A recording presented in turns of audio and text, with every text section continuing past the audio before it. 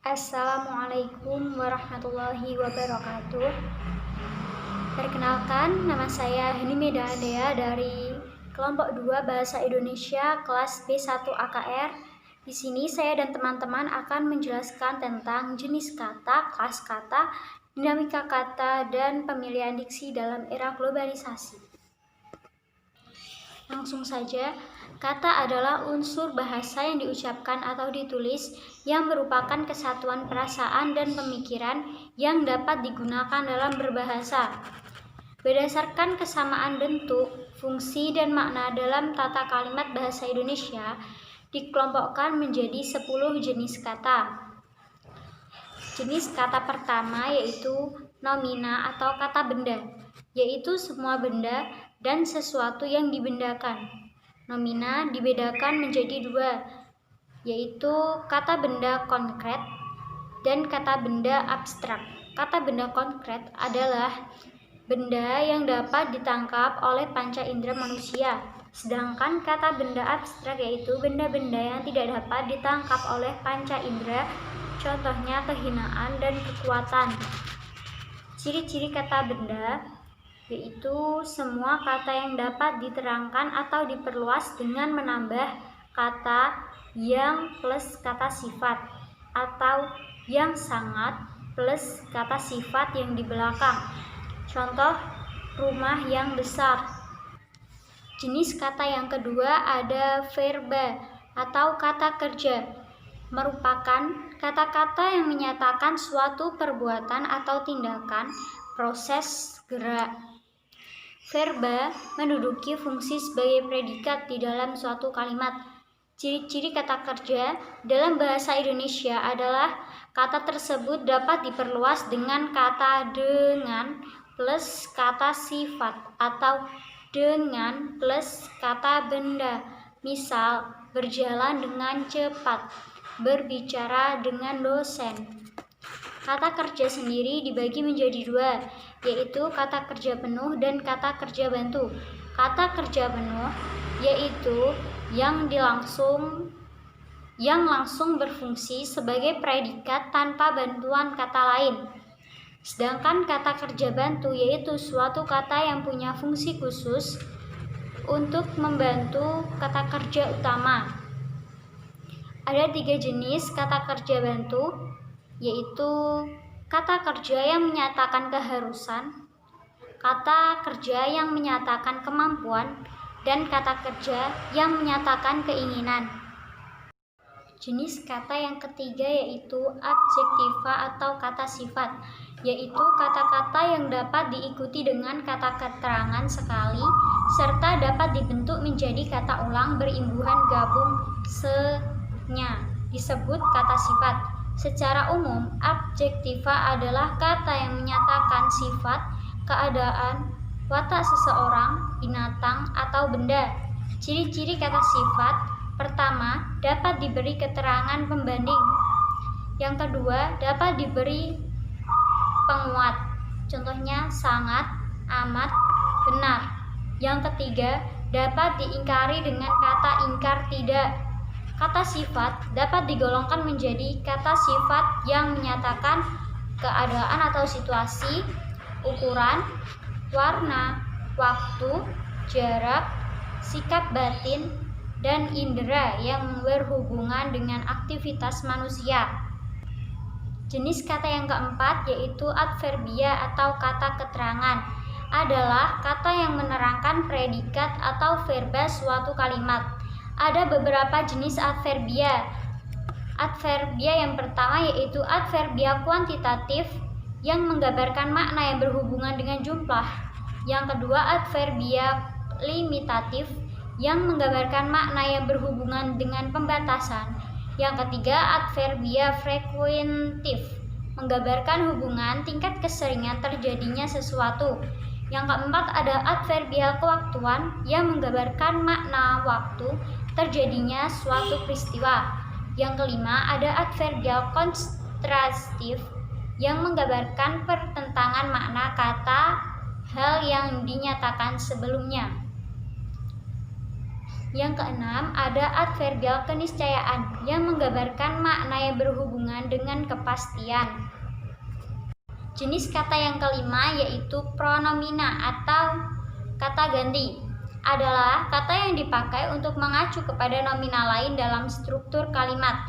Ada 3 macam pronomina, yaitu pronomina persona, pronominal penunjuk, dan pronominal penanya.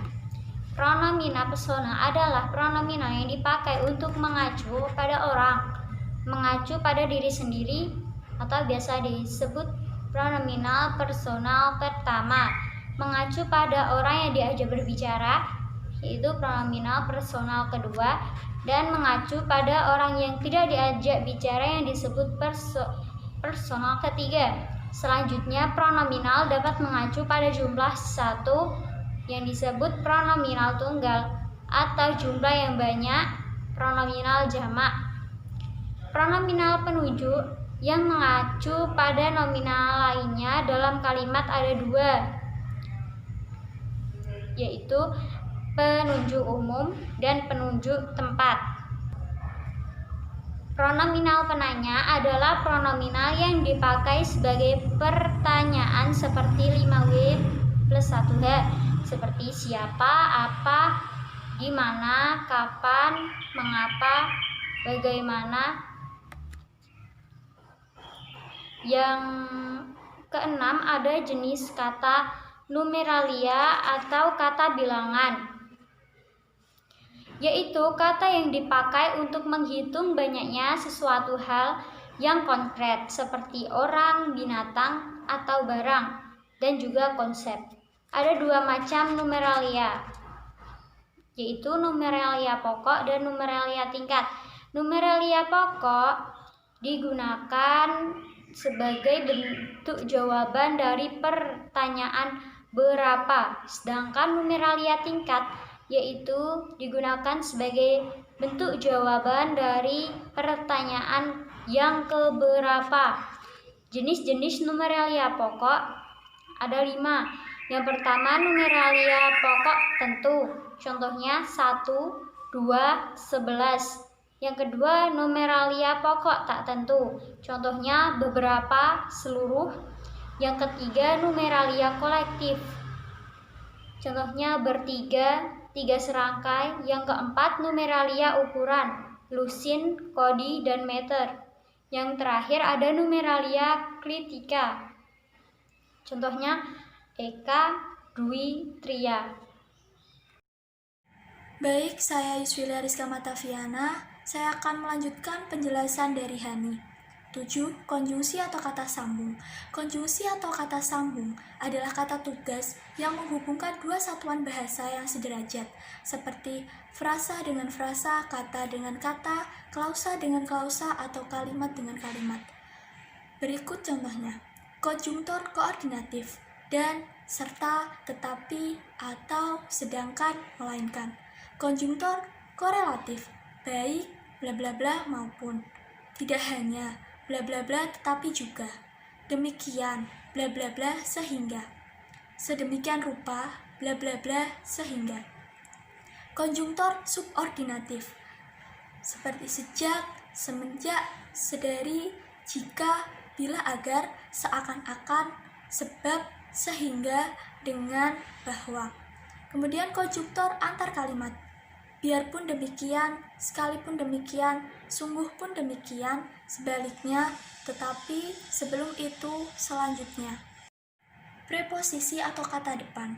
Preposisi atau kata depan adalah kata yang selalu berada di depan kata benda, kata sifat, atau kata kerja. Kata depan menunjukkan berbagai hubungan makna antara kata sebelum dan sesudah preposisi. Berikut ini deskripsi preposisi dan contohnya. Yang pertama, preposisi berupa kata dasar. Akan, bagi, demi, dengan, kecuali, oleh, untuk. Preposisi berupa kata berafiks. Bersama, menjelang, menurut, menuju, terhadap.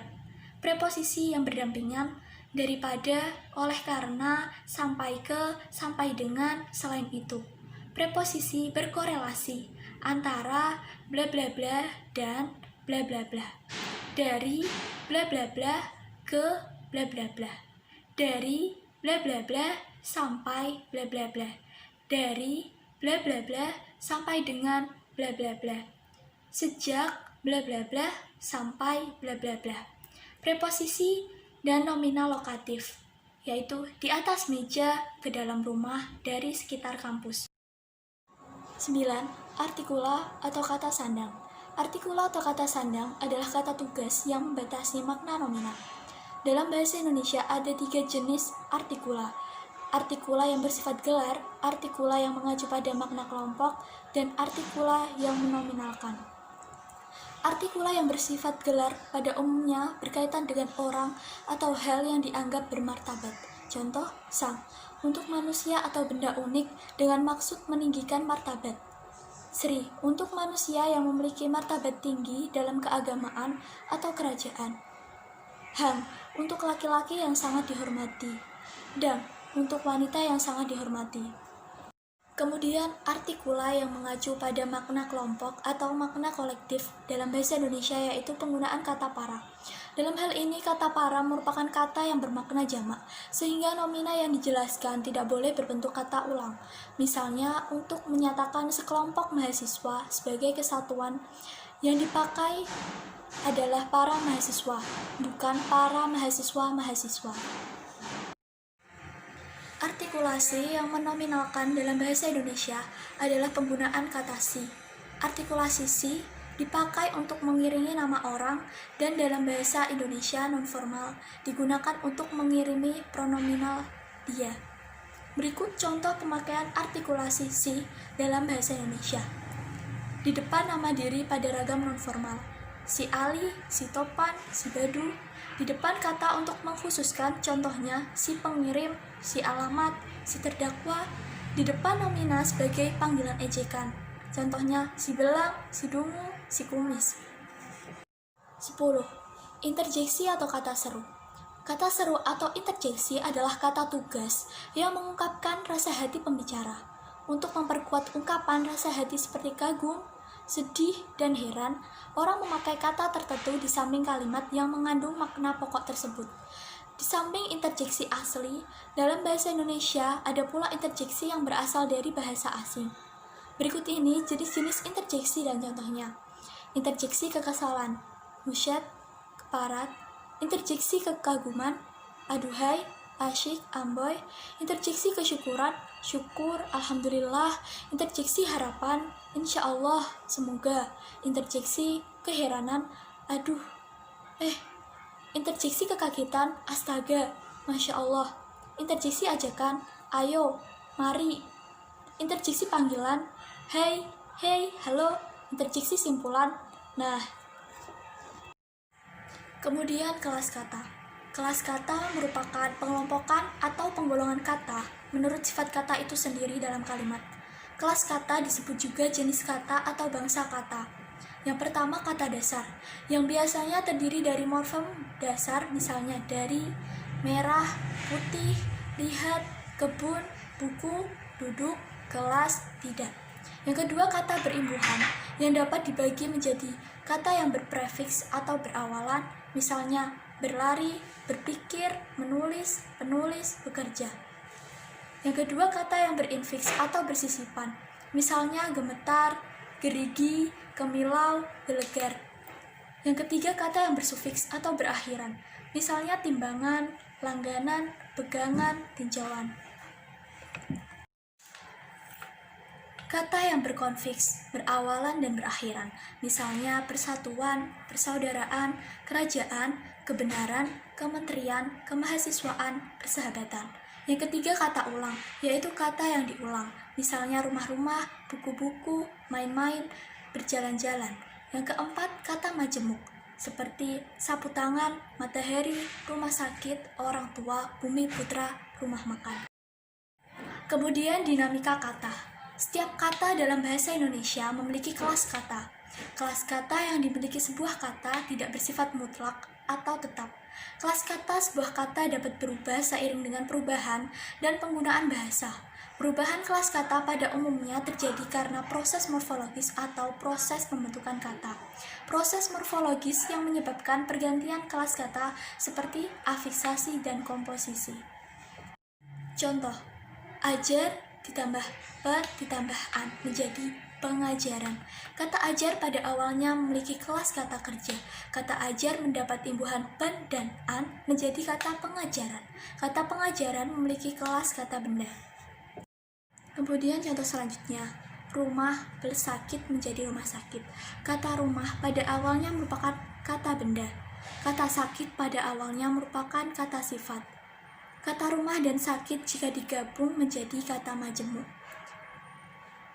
menjadi rumah sakit. Kata rumah sakit merupakan kelas kata benda.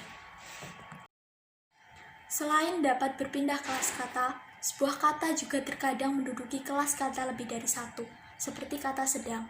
Kata sedang memiliki kelas kata yang lebih dari satu. Perhatikan kalimat berikut ini. Yang pertama, bajunya sedang. Yang kedua, ayah sedang pergi ke pasar. Yang ketiga, ayah pergi ke luar kota, sedang ibu menjaga adik di rumah. Yang keempat, sedang ia belajar, terdengar suara ribut di luar kamar. Penjelasan kata sedang pada kalimat pertama berfungsi sebagai predikat. Pada tataran klausa atau kalimat dapat dinegatifkan dengan kata tidak. Ini berarti kata sedang dalam kalimat pertama termasuk kelas kata verbal. Dalam kalimat kedua, kata sedang berfungsi sebagai atribut frasa endosentrik yang unsur pusatnya berupa kata verbal. Dalam kalimat kedua, kata sedang termasuk kata tambah. Dalam kalimat ketiga dan keempat, kata sedang berfungsi menghubungkan kalimat yang satu dengan kalimat yang lain. Kalimat ketiga dan keempat, kata sedang termasuk kata penghubung. Dengan melihat penjelasan tersebut, dapat disimpulkan bahwa sebuah kata dapat menduduki lebih dari satu kelas kata. Perkenalkan, nama saya Siti Fajrati Ramadhani, NIM 47. Saya ingin melanjutkan presentasi dari Yusfilia. Kemudian, pemilihan diksi di era globalisasi. Sebelumnya, kita harus mengetahui apa itu diksi. Diksi itu pilihan kata. Nah, maksud dari pilihan kata itu kemampuan membedakan secara tepat nuansa-nuansa makna dari gagasan yang ingin disampaikan, dan kemampuan untuk menemukan bentuk yang sesuai atau cocok dengan situasi dan nilai rasa yang dimiliki oleh pendengar atau pembaca. Selanjutnya, ada ketepatan pilihan kata atau diksi. Nah, ketepatan pilihan kata ini mempersoalkan kesanggupan sebuah kata untuk menimbulkan gagasan-gagasan yang tepat pada imajinasi pendengar atau pembaca. Nah, seperti apa? Misal, saya mengatakan gadget. Pasti di pikiran orang tidak mungkin memikirkan televisi, tidak mungkin memikirkan radio, tidak mungkin memikirkan hal-hal yang tidak mengenai masalah gadget. Pasti yang dipikirkan itu adalah iPad atau handphone, Android, dan lain sebagainya.